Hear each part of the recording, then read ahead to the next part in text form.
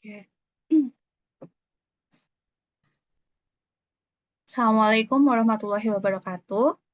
Kami dari kelompok 4, mata kuliah analisis kebijakan dengan dosen pengampunya Ibu Lailul Mursyida MAP. Di sini kami akan membahas tentang dampak pelaksanaan sistem kompensasi berbasis kinerja terhadap peningkatan kinerja pegawai negeri sipil atau PNS di Dinas Cipta Karya dan Tata Ruang Kota Surabaya.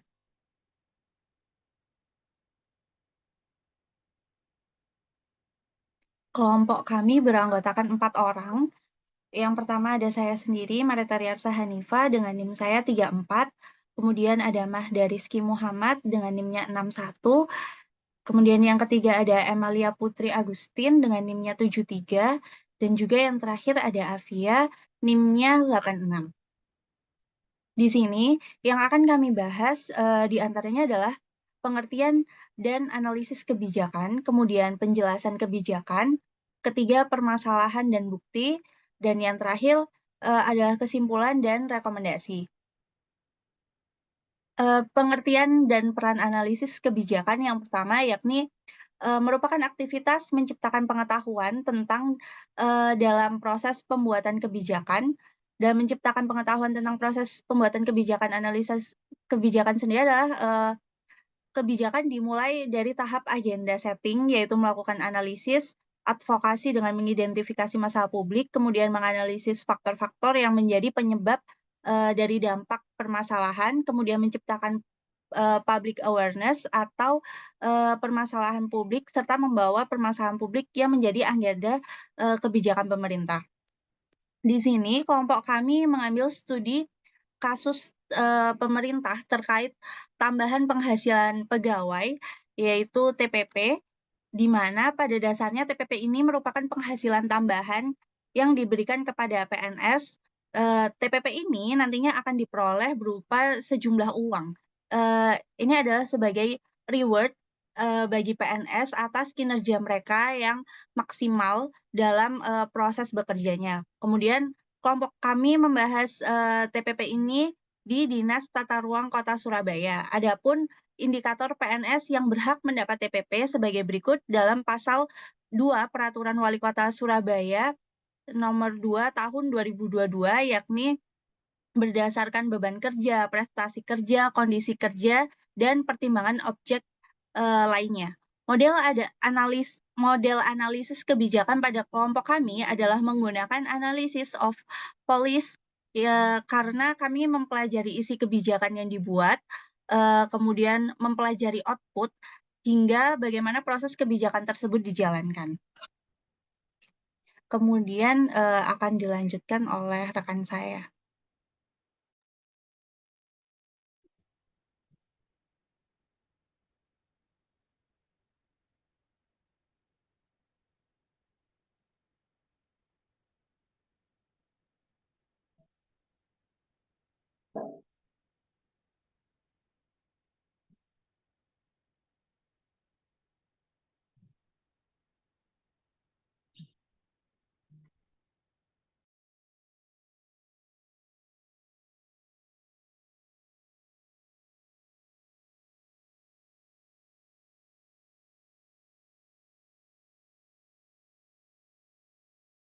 Penjelasan kebijakan. Peraturan mengenai pemberian TPP di Kota Surabaya dengan merujuk pada Peraturan Wali Kota Surabaya Nomor 2 Tahun 2022 tentang kriteria pemberian tambahan penghasilan kepada pegawai negeri sipil negara di lingkungan Kota Surabaya. TPP terbagi atas tunjangan berdasarkan beban kerja, tunjangan bagi pengelola keuangan, dan tunjangan berdasarkan pertimbangan objektif lainnya yang meliputi uang makan, uang air, dan uang penunjang operasional. Jumlah besaran tambahan penghasilan yang diterima oleh pegawai dihitung dengan mempertimbangkan aspek kehadiran dan besaran bobot jabatan masing-masing pegawai. Sementara bagi uang kinerja, penilaiannya dilakukan melalui aplikasi e-performance. Selanjutnya permasalahan dan bukti. berdasarkan Badan Pembangunan Perencanaan Pembangunan Kota Surabaya Perubahan Renstra tahun 2021. Yang pertama, masalah pokok. Kebutuhan akan gedung pemerintah yang harus selalu dalam kondisi baik. Masalahnya, masih adanya bangunan gedung pemerintah dalam kondisi kurang baik. Akar masalah, jumlah gedung pemerintah yang harus dilakukan pemeliharaan semakin bertambah dan terbatasnya jumlah anggaran pemeliharaan gedung pemerintahan. Yang kedua, belum optimalnya penanganan kawasan prioritas. Masalahnya, masih adanya kawasan permukiman yang prioritas dan permasalahan sanitasi di Kota Surabaya. Akar masalah, masih terbatasnya jumlah rumah susun untuk MBR yang disediakan oleh pemerintah. Kedua, terdapat resistensi masyarakat terhadap program pemerintah. Yang ketiga, belum optimalnya pengendalian pemanfaatan ruang dan pengawasan bangunan. Masalahnya, masih terdapat pemanfaatan ruang yang tidak sesuai dengan perencanaan. Yang kedua, pertumbuhan jumlah bangunan di lapangan lebih tinggi dibandingkan dengan kemampuan pelaksanaan pengawasan. Akar masalah yang pertama, masih adanya masyarakat yang belum tertib administrasi perizinan.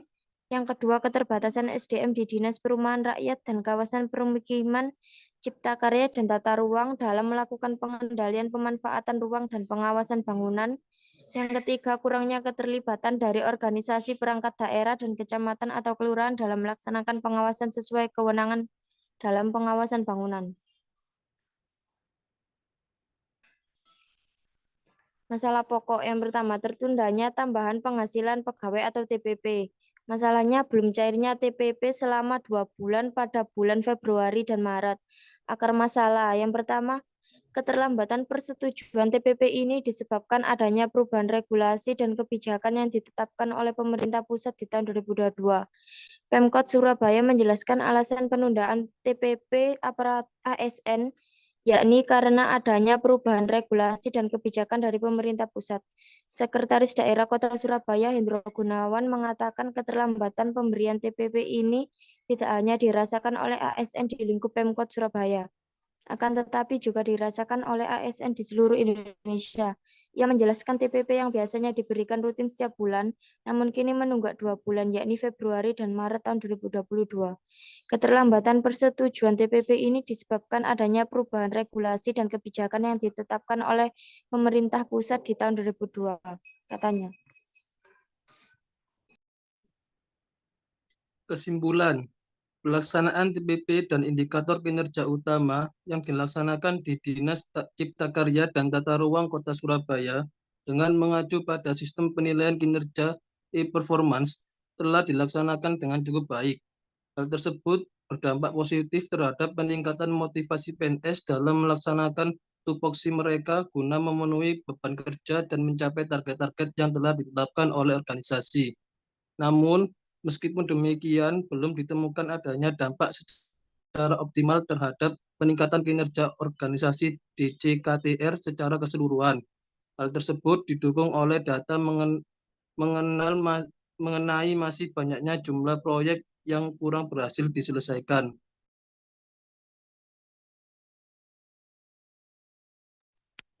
Selanjutnya rekomendasi dari kelompok kita yang pertama yaitu tim penyusun manajemen kinerja untuk menambahkan aspek indikator pencapaian target kinerja dalam sistem TPP sesuai dengan target yang telah ditetapkan oleh tiap-tiap SKPD.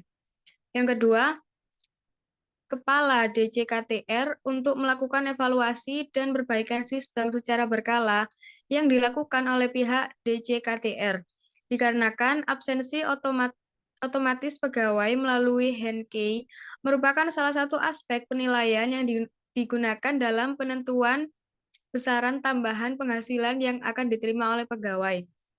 Yang ketiga, Kepala DJKTR untuk menambah adanya suatu standar peraturan atau acuan khusus tertulis yang digunakan selain hasil analisis jabatan untuk menghindari terjadinya bias dalam penempatan posisi jabatan staf pegawai, serta dalam hal approval aktivasi pegawai.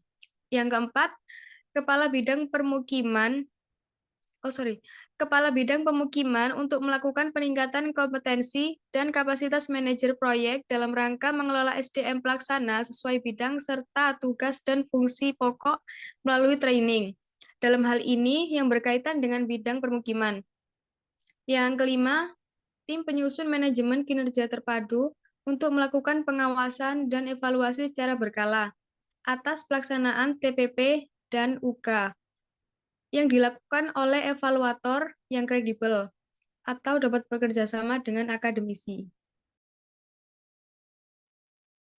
Baik, sekian dari penjelasan TPP di Dinas Cipta Karya Surabaya yang kami presentasikan dari kelompok 4. Mohon maaf jika ada salah kata. Wassalamualaikum warahmatullahi wabarakatuh.